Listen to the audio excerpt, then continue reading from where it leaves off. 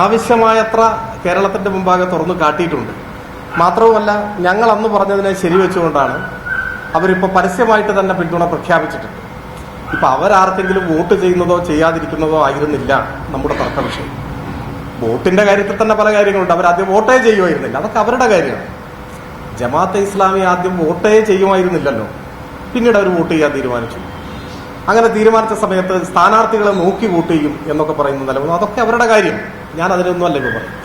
ഞങ്ങൾ വിമർശിച്ചത് UDFന്റെ രാഷ്ട്രീയ നേതൃത്വം അവർ ഏറ്റെടുത്തു. അവരായി UDFന്റെ പ്രചരണങ്ങൾ നിശ്ചയിക്കുന്നത്, പ്രചരണ മുദ്രാവാക്യങ്ങൾ നിശ്ചയിക്കുന്നത് അവരായി മാറി.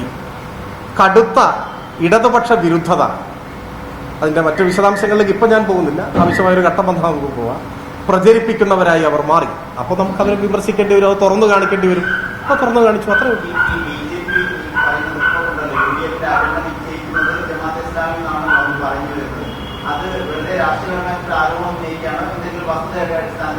അത് കഴിഞ്ഞ ഒരു 1-1.5 വർഷക്കാലത്തെ 1-2 വർഷക്കാലത്തെ ജമാഅത്തെ ഇസ്ലാമി അവരുടെ പ്രസിദ്ധീകരണങ്ങളിലൂടെയും ചാനലിലൂടെയും അല്ലാതെയും സമൂഹത്തിന്റെ മുൻപാകെ കൊണ്ടുവരുന്ന മുദ്രാവാക്യങ്ങൾ തൊട്ടടുത്ത ദിവസം ലീഗിന്റെയും കോൺഗ്രസിന്റെയും മുദ്രാവാക്യമായിട്ട് മാറുന്നു.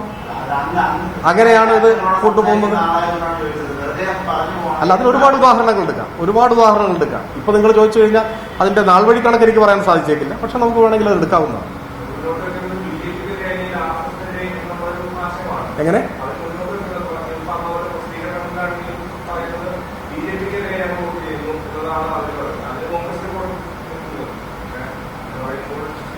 ഒറ്റ ചോദ്യം ചോദിക്കട്ടെ, അല്ല ഒറ്റ കാര്യം ഞാൻ ചോദിക്കട്ടെ. കംപ്ലീറ്റ്. കേരളത്തിൽ BJPക്കെതിരായി ഒരാൾ വോട്ട് ചെയ്യാൻ ആഗ്രഹിക്കുന്നുണ്ടെങ്കിൽ ആ വോട്ട് ആർക്കാ ചെയ്യുക?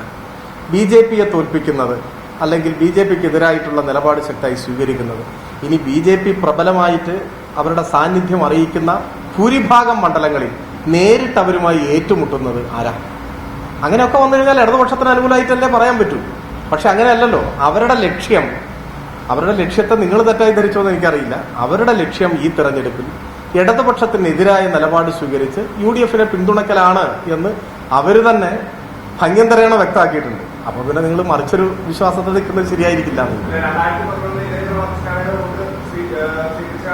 എവിടെ?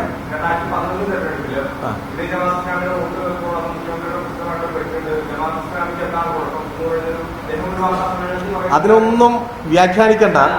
അല്ല, പറയാം. അതിനൊന്നും വ്യാഖ്യാനിക്കണ്ട, തെറ്റായി വ്യാഖ്യാനിക്കണ്ട. അവർക്ക് അവരുടേതായ ചില തന്ത്രങ്ങളുണ്ട്, സമീപനങ്ങളുണ്ട്. ഇങ്ങനെ ചോദിച്ചു കഴിഞ്ഞാൽ ഞാൻ ചിലതൊക്കെ പറയും, അതാണ് പ്രശ്നം. ഞാൻ അങ്ങനെ പറയണമെന്നൊന്നും കരുതിയിട്ടല്ല ഇപ്പോൾ വന്നിട്ടുള്ളത്.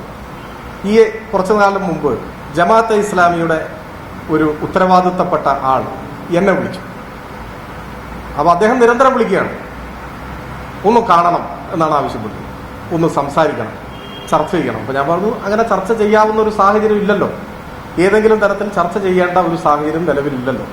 അല്ല, ഒരു സൗഹൃദ സംഭാഷണം, ഒന്ന് കാണാനാണ്, പരിചയപ്പെടാനാണ്. സാധാരണഗതിയിൽ അങ്ങനെ പറഞ്ഞാൽ കേരളത്തിൽ സ്വാഭാവികമായിട്ട് ആളുകൾ കാണുകയോ സംസാരിക്കുകയോ ചെയ്യുന്നതിന് എന്ത് എന്നല്ലേ ചിന്തിക്കും. എന്നാൽ ജമാഅത്ത് കേന്ദ്രങ്ങൾ സ്വീകരിച്ചുകൊണ്ടിരിക്കുന്ന നിലപാടെന്താ?